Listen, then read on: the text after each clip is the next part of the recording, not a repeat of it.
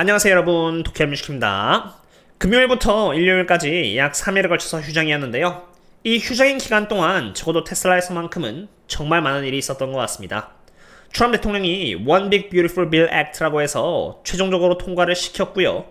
이것에 불만을 갖고 있던 일론 머스크는 또 아메리칸 파티라고 해서 새로운 당을 창당한다고 하였는데요. 오늘은 단기적으로 이러한 이슈들이 테슬라에게 어떤 영향을 줄 수 있는지부터 장기적으로 무엇을 바라보고 저희가 투자해 나가야 하는지 또한 보고자 하니 잘 들어주시면 감사하겠습니다. 우선 One Big Beautiful Bill Act의 법안이 통과됨으로써 여러가지 수혜주와 피해주가 있습니다만 테슬라만큼은 피해를 받게 됩니다.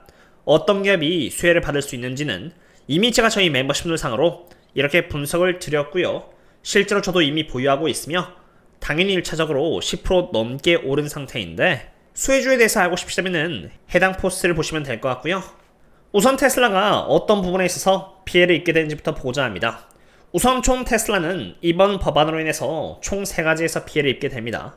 전기차를 살 때 주어지는 7,500달러어치의 EV 크레딧이 9월 30일 날 종료가 되고, 마찬가지로 전기차를 중고차로서 살 때 주어지는 4,000달러어치의 EV 크레딧도 9월 30일 이후로 종료가 됩니다.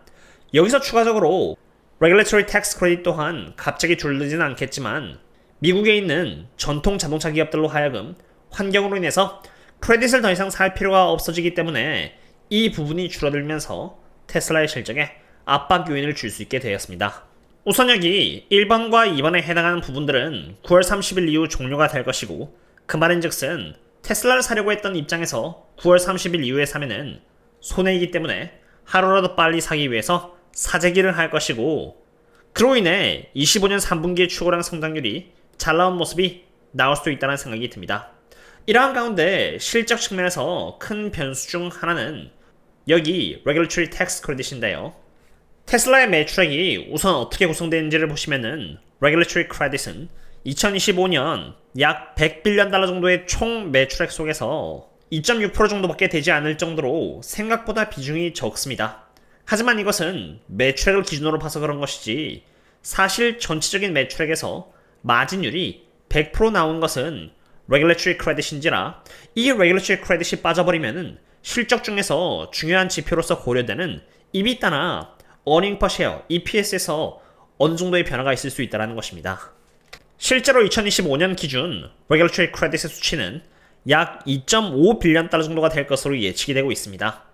24년은 2.76빌리언 달러였는데 만약 트럼프 대통령이 이러한 부분들에 대해서 전혀 손을 보지 않았었다면은 테슬라는 이렇게 많은 수익들을 100%의 마진율과 함께 갖고 갈 수 있었을 텐데, OBBBA의 법안이 통과가 되면서 적어도 미국에 있는 자동차 전통기업들이 더 이상 테슬라로부터 크레딧을 살 필요가 없어져서 이 부분들이 앞으로 많이 줄어들 수 있는 상태에 처하게 된 것입니다. 실제로 어느 정도만큼 테슬라의 재무제표에 영향을 줄 수 있는지를 보기 위해서 EBITDA를 기준으로 Regulatory Credit이 어느 정도 차지하고 있는지를 봤는데요. 24년은 여기 17%만큼 차지를 했었고요. 25년은 19%나 차지할 것으로 보일 정도로 Regulatory Credit은 100% 마진율인지라 만약 사라지게 될 경우 조금 영향이 커질 수도 있습니다. 즉 OBBBA라는 법안 자체적으로 본다면은 사실 테슬라에게 좋을 것은 없고요. 물론 실적으로서 이게 본격적으로 드러나려면은 단기적인 사재기 요인 때문에 조금 더 지켜봐야 할 필요가 있습니다만, 어쨌든 센티멘털적으로나 실적적으로나 장기적으로 봤을 때는 좋은 것은 아닌 것입니다. 바로 이러한 이유에서 일론 머스크가 트럼프 대통령과 강력하게 말투만 것은 아닌가라는 생각이 드는데, 이러한 상태에서 일론 머스크는 아메리카 파티라는 새로운 당을 창당하겠다라고 발표를 했습니다. OBBBA가 통과가 되면서 지금까지 주어져 왔던 7,500달러 등의 보조금은 9월 30일부로 철폐될 예정이고, Regulatory Tax Credit 또한 미국에서는 사라질 예정인지라 센티멘탈이 안 좋은데, 여기서 추가로 새로운 당을 창당하겠다라고 발표를 하여 트럼프 대통령과 마찰을 예고하였는지라 지금 테슬라 상으로 한 센티멘탈은 안 좋아질 것이라는 것이 제 생각입니다. 실제로 이것은 트위터와 뉴스 헤드라인 등 모든 기사들과 테슬라 주가와의 상관관계인데, 테슬라에 관련된 이야기가 많아질수록 여기 갈색깔의 수치는 올라가고요. 주가는 여기 검정 색깔로 반대의 상관계에 있다는 것을 역사적으로 볼 수가 있습니다. 즉 다시 말해서 OBBBA의 법안이라던가 혹은 창당으로 인해서 테슬라에 대한 언급이 많아질수록 반대로 주가는 하락 압력을 받을 가능성이 높다는 것을 시사하는 것입니다. 물론 이러한 상황관계에 따라서 일론 머스크가 아무런 소란 없이 사업을 한다면 그것은 주주에게 베스트이긴 하겠지만 그 부분은 주주들의 컨트롤 바뀐지라 아무것도 할 수가 없으며 결국 할 수 있는 것은 어떠한 자세로 테슬라를 대응하는가입니다. 그것을 알기 위해서 저는 세력들은 이러한 이벤트를 앞두고 어떻게 포지션을 잡았는가를 매번 참고하는데요. 제가 이들의 포지션을 보는 이유는 이들이 사실 특정 이벤트를 앞두고 가장 빨리 해칭을 하기 위해서 포지션을 잡고 그 포지션을 기반으로 저는 주가가 얼마까지 내려갈 수 있다 혹은 올라갈 수 있다가 참고가 되기 때문에 저희 멤버십분들께는 매일 업데이트를 드리는 것이고요. 실제로 지금 보시는 이 지표를 통해서도 언제가 바닥일지 또한 대략적으로 알 수 있는 것인데 옵션 세력들이 어디까지 포지션을 잡았는지는 이미 제가 저희 멤버십분들께 이렇게 분석을 완료했고요. 저를 응원해주시면서 꾸준히 숙제도 함께 해나가고 싶다라면은 언제든지 여기 고정 댓글에 네이버 프리미엄 컨텐츠나 유튜브 신사학 개미를 참고 바랍니다. 일론 머스크가 창당을 하겠다라고 발표를 해서 그런지 트럼프 대통령과 일론 머스크가 엔젤 골프 클럽에서 만남을 가질 예정이라는 소식이 떴는데 어떠한 딜이 오갈지는 모르겠지만 일론 머스크가 어떻게든 원하는 것을 얻음으로써 좀 잘 마무리가 되었으면 하는 바람이고요. 테슬라를 투자함에 있어서 본질적으로 적어도 제가 무엇을 바라보고 투자를 하는지에 대해서 공유를 드리고자 합니다. 우선 일론 머스크가 새로운 당을 창당하겠다는 발언을 하였고 이것은 곧 트럼프 대통령과 사이가 안 좋아진다는 것을 의미하는 만큼 단적으로 주가 흐름에는 좋지가 않지만 제가 구분하고자 하는 것은 주가 하락 혹은 상승이 과연 테슬라의 펀더멘탈과 얼마나 관련이 있는가라는 것입니다.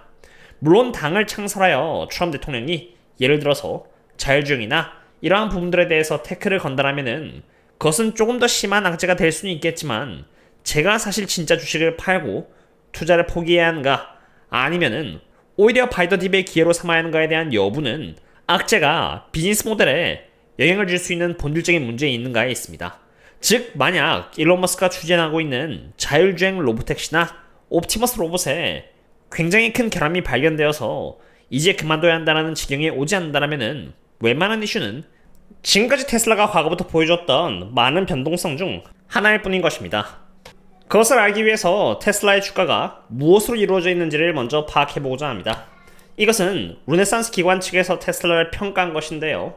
사실 르네상스 기관뿐만이 아니라 대다수의 기관들이 SOTP라고 해서 테슬라의 사업 부분을 나눠서 밸류에이션을 잡았는데 크게 자동차를 의미하는 어터모티브 레비뉴가 있고요. 그 외에 에너지와 서비스 이렇게 세 개로 나뉘어졌다는 것을 볼 수 있습니다. 일단 로봇 쪽은 밸류에이션에 전혀 없는 상태입니다.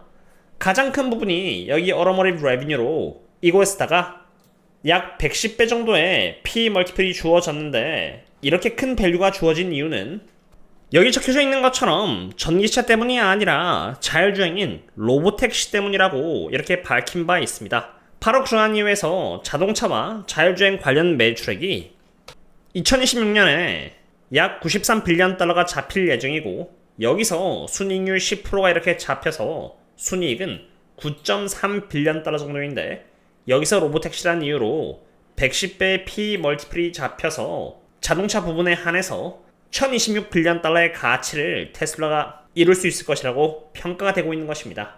이제 여기서 에너지 쪽은 17빌리언 달러인데 PS 멀티플인 10배를 부과해서 172빌리언 달러가 되고요. 서비스 쪽은 13빌리언 달러 쪽인데 8배 정도의 멀티플이 잡혀서 111빌리언 달러가 되고 이 세 개의 밸류에이션 부분들이 전부 다 합쳐져서 1309빌리언 달러라는 수치가 나오며 여기서 테슬라가 발행된 주식의 총합 숫자를 나누면은 410달러라는 목표 주가가 나오게 되는 것입니다.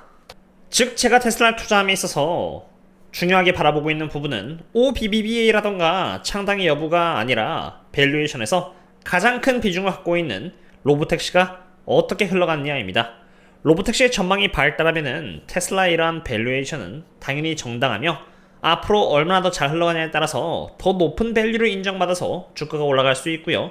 옵티머스 로봇에 대한 밸류에이션은 여기에 포함되지도 않았기 때문에 일론 머스크가 그리고 있는 그림들이 좋은 결과를 보여준다면 얼마든지 주가는 장기적으로 올라갈 수 있다고 생각이 됩니다.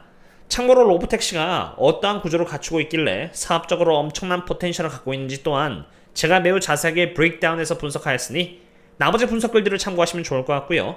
어쨌든 테슬라를 장투하고 있는 제 입장에서는 테슬라에 있어서 가장 중요한 펀더멘털적인 부분이 깨지지가 않는다면 저는 그냥 바이더딥의 기회로 삼을 것 같다는 이야기입니다. 오늘은 이렇게 OBBBA부터 창당이 어떤 의미를 갖고 있으며 주가에 어떤 영향을 미칠 수 있고 창당 때문인지는 모르겠지만 일론 머스크와 트럼프 대통령이 골프클럽에서 회담을 가질 예정과 테슬라 투자함에 있어서 잊지 말아야 하는 부분까지 끝으로 알아봤습니다. 이러한 부분들을 저는 전부 다 저희 멤버십분들 상으로 주말도 예외 없이 꾸준히 분석을 드리고 있고요. 혹여라도 꾸준히 숙제를 하면서 장투하기를 희망하신다면 참고하시면 도움이 될 것 같다고 생각이 됩니다. 이번 영상이 유익하셨다면 구독과 좋아요 부탁드리고요. 그럼 다음에 또 만나요. See you later.